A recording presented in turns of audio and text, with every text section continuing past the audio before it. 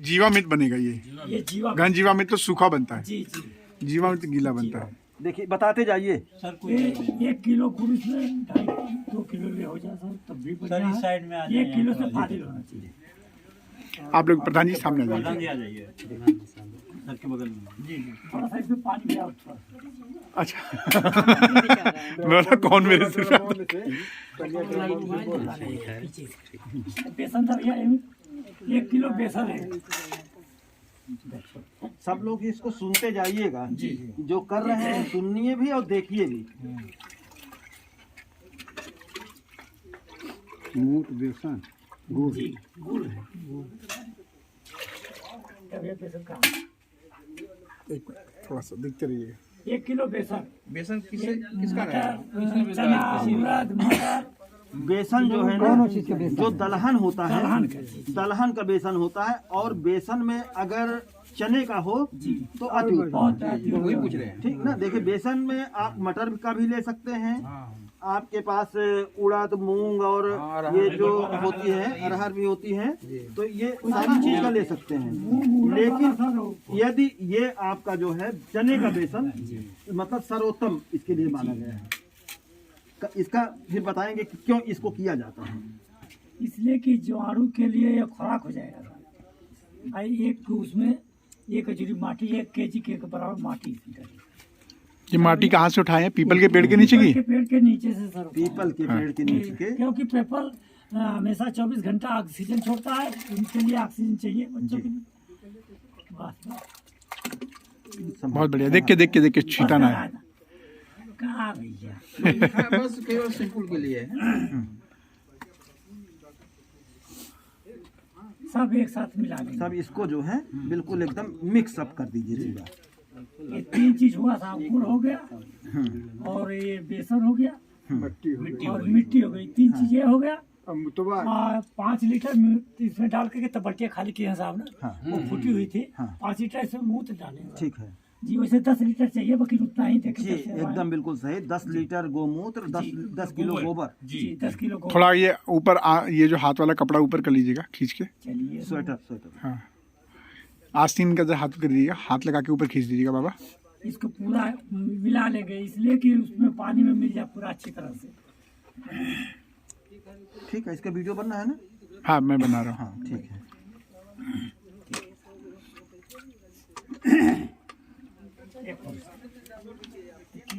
200 litre के drum में इसको डालेंगे। और डंडा भी ना हो, डंडा तेरी होगा कड़िया था तो कड़िया हो। बसवा दीजिए। ये पनिया कोनो डंडा से ला ली, कोनो विशेष डंडा रहे। नहीं, किसी भी डंडे से इसको डंडा निकाल देना है। हिलाने के लिए है कि ताकि निकाल देंगे उसमें से मिल जाए जो है। निकाल के रख देना बाहर। और डेली धुलाना है उसको।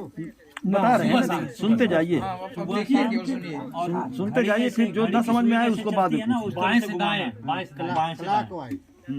धुआं निकल रहा है। सुबह 2 मिनट शाम। भाप। 3 दिन अगर आप ऐसे चला देंगे तो 3 दिन के बाद खाद तैयार हो जाएगी। और इसको 10 दिन के अंदर उपयोग कर लेना है। जी, और इसको हम अगर पानी में मिला के जैसे सिंचाई कर रहे हैं तो 1 एकड़ के लिए खाद तैयार हो ये जाएगी। हो जाएगी पूरे ड्रम पर। जबकि जैविक खाद कई गुना जरूरत पड़ती है। तो ये तो 200 लीटर में ही आपका 1 एकड़ के लिए खाद तैयार हो जा रही है। और इसमें जब बुआई आप देसी बीज का करेंगे तो पैदावार और ज्यादा होगी। देसी बीज का मतलब घर का बीज जो है उसको हाइब्रिड सोच नहीं। करेंगे इसी से, उसमें लेंगे भैया। प्रेमचंद जी पूरी हेल्प करेंगे पूरे गांव वालों को। ये सब हर एक क्रिया में वो हेल्प करेंगे।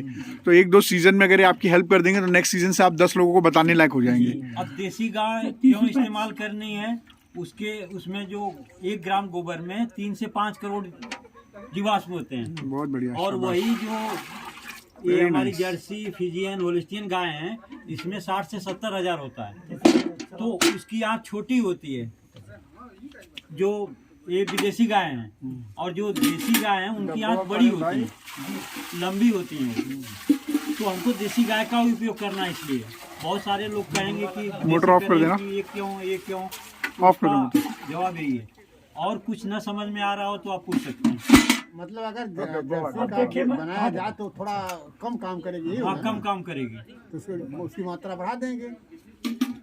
तो आपको अब हम एक मिनट इसको डिस्कस करते हैं, एक मिनट इसको डिस्कस करते हैं। एक बार फिर से सुन लीजिए, इस समय यहाँ पर कौन कौन लोग उपस्थित हैं, जरा सा एक बार अपना अपना नाम बता दीजिए। अपना नाम बता दो।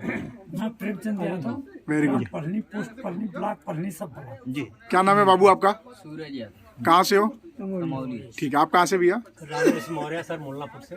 ठीक है, आप डॉक्टर प्रोफेसर? तिवारी, हम यही राजकीय Shri Durga homeopathy medical college में प्रोफेसर हैं। हाँ, आप भैया बोलिए। अजय यादव तमौली। आप भैया? Doctor S K. सिंह, मेरा आवास यहीं बगल में है, दुर्गा होम्योपैथी मेडिकल कॉलेज में प्रोफेसर। Very good. भैया आपका नाम? हरलाल यादव तमौली। सर आपका? रामलखन यादव प्रधान तमौली। Very good. आप भैया? सजन यादव ग्राम तमौली। Very good. आप बोलिए भैया।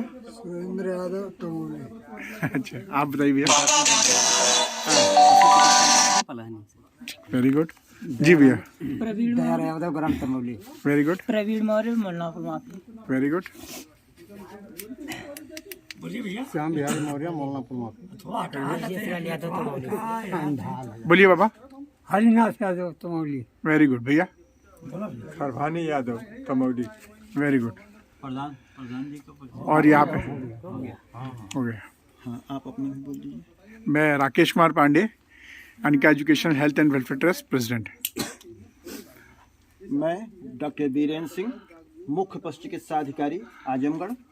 यहाँ सभी लोगों के बीच में जीवामृत का जो ये प्रयोग हो रहा है और उसको सबके सामने बनते हुए दिखाया जा रहा है, ताकि ग्राम तमौली के लोगों को इस जीवामृत के विषय में जानकारी हो सके और कैसे बनाया जाता है, इसका कैसे उपयोग किया जाता है, यह जानकारी हमारे श्री प्रेमचंद जी, जो कि इसके विशेषज्ञ हैं, उनके द्वारा बताया जा रहा है।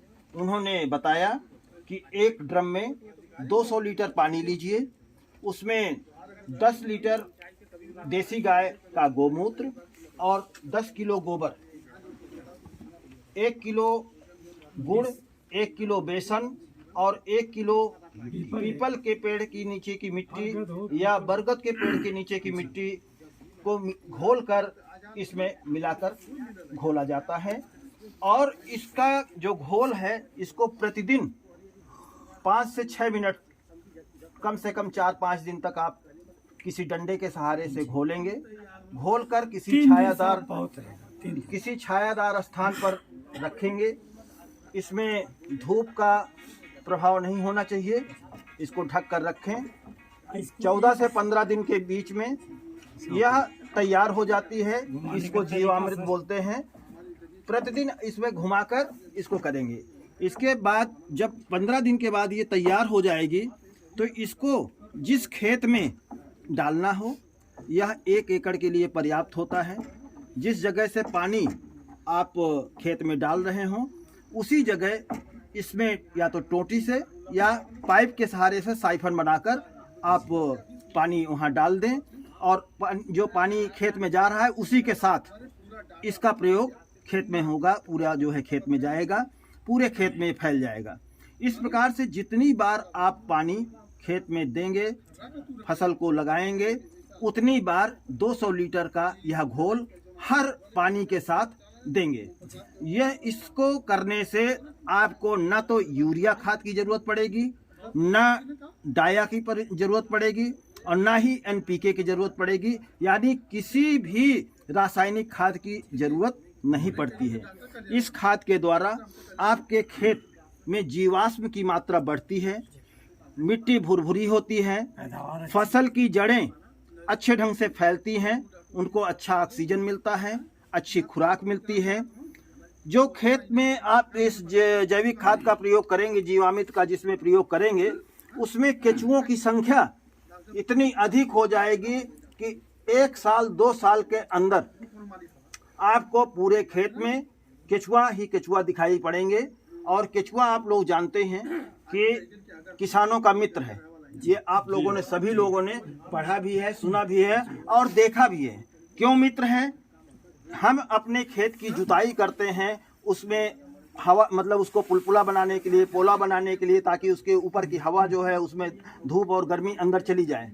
ये केचुआ भी ऊपर से मिट्टी खाते हुए जाते हैं नीचे की तरफ, और नीचे से फिर मिट्टी खाते हुए आते हैं, और जो मिट्टी यह केचुआ अपने शरीर से बाहर निकालते हैं वह मिट्टी इतनी पौष्टिक होती है कि जमीन के लिए और फसल के लिए वह एक तरह का ताकत का काम देती है, और हमारी जमीन जो बीमार हो रही है उसको स्वास्थ्य लाभ मिलता है, हमारी जमीन स्वस्थ होती है। अगर इस मिट्टी की जांच करवाएं और बगैर जीवामृत वाली मिट्टी की जांच करवाएं तो आपके दोनों की मिट्टी में जो उसके केमिकल पदार्थ हैं, जो उसके नाइट्रोजन, फास्फोरस, पोटास, सल्फर और कार्बन, कैल्शियम और इसके आयरन, कॉपर, जिंक, ये आदि सब जो है तत्वों की मात्रा जो अनुपात में होनी चाहिए उस अनुपात में आपके मिट्टी में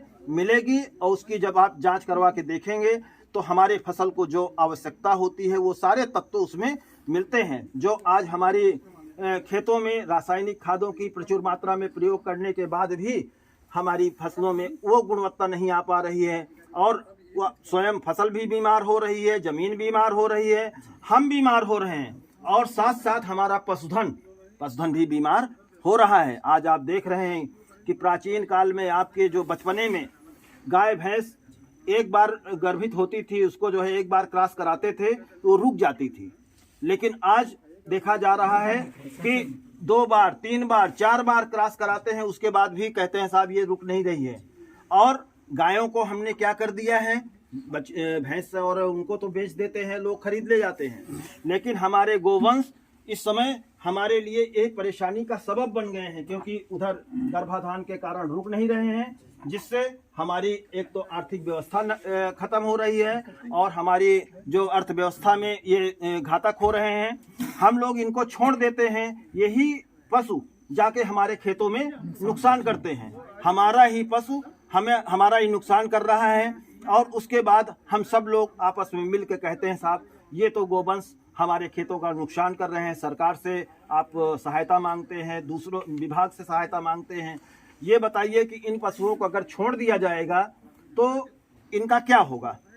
ये हमारे लिए नुकसानदायक खुद ही हो जाएंगे, लेकिन इनका हमें उपयोग करना है। इस गोवंश का 10 किलो गोबर, एक ही गोवंश से एक दिन में आपको 10 किलो गोबर, 10 किलो गोमूत्र मिल जाएगा। तो जब आपका एक दिन में यह इतना गोबर और गोमूत्र देकर आपके 1 एकड़ जमीन के लिए खाद तैयार कर रहा है, तो आप सोचिए कि एक गोवंश रोजाना उतना ही जो है पैदा करता है, उसको हम कितने एकड़ के लिए खाद बना सकते हैं, जैविक उत्पाद बना सकते हैं। और इसके साथ एक चीज़ मैं और कहना चाहूँगा कि ये जो जैविक उत्पाद आपका है, जिस खेत में धान, गेहूँ, चना, मटर या आप सब्जी की फसल उगाएंगे और जैविक खाद के प्रयोग के द्वारा उगाएंगे, उसका जो उत्पाद होगा उसकी बिक्री और उसकी कीमत 3 से 4 गुना होती है। आप इसको जो है कहीं भी देख लीजिए, मार्केट में जाइए, जहाँ पर ये लिखा रहता है कि कार्बनिक उत्पाद, यही बोर्ड लगा दें और लोगों को विश्वास हो जाए कि ये सही में कार्बनिक उत्पाद है। ऐसा नहीं कि जो है हमारे देश में जो है लोग नकली वाले लोग भी हैं, नकली दूध तक बनाना लोग शुरू कर दिए हैं। तो नकली नहीं करना है, असली काम करना है। सब लोग इसीलिए आप लोग इकट्ठा हुए हैं, और मेरा भी यही आप लोगों से आने का यहाँ अभिप्राय था कि सब लोग इस चीज़ को देखें और इस काम को समझें। सभी लोगों के घर में खेती होती है, सभी लोग घर में पशुपालन होता है। यदि आपके घर में पशु नहीं है किन्हीं कारण से, तो ये हमारी गौशाला है। इस गौशाला से हम एक व्यक्ति को 4 गोवंश दे सकते हैं, और उसके लिए एक गोवंश के लिए हर महीने 900 रुपया भी देंगे हम। वह 900 रुपया और गोवंश, आपको पैसे भी आप अपने पास से लगाने की जरूरत नहीं है। तो इस गोवंश को छोड़ने के बजाय आप अपने घर में रखिए। इस गोवंश से जैविक उत्पाद बनाइए, जैविक खेती करिए, और अपनी आमदनी जो सरकार के मंशा है कि दुगनी की जाए, तो दुगनी ही नहीं, इससे मेरा ख्याल है कि हम 6 गुनी कर लेंगे। क्यों कि एक तरफ तो हमारी रासायनिक खाद की जो कीमत थी वो नहीं लगी। रासायनिक खाद की कीमत आप इस समय देख रहे हैं, एक खेत में जब डालते हैं 1 एकड़ ज़मीन में तो साल भर में कितनी लगती है, आप लोग सभी लोग इससे भीग हैं। उसके बाद जो हमारा उत्पाद हो रहा है, उत्पाद की मात्रा बढ़ेगी और उत्पाद की कीमत भी आपको ज़्यादा मिलेगी। बिना कीमत के आपका उत्पाद बढ़ा और उससे जो है आपको ज़्यादा पैसा भी मिला। इसको सरकार ने नाम दिया है शून्य बजट खेती, बिना लागत की खेती, शून्य बजट कार्बनिक खेती, यह नाम है। और इसका मेरा सबसे अनुरोध है कि आप सभी लोग इसको अपनाएं और इस कार्य को करें। एक लोग उदाहरण के रूप में कर रहे हैं, इसको आप लोग सभी लोग देखिए। ये जो गौशालाएं हैं, इन गौशालाओं में गोवंश सब आप ही लोगों के हैं, तो इनकी भी सुरक्षा हो जाएगी और हमारा खेत भी सुधर जाएगा। हम लोग स्वयं जो है इससे लाभान्वित होंगे। यही मेरा सबसे निवेदन है।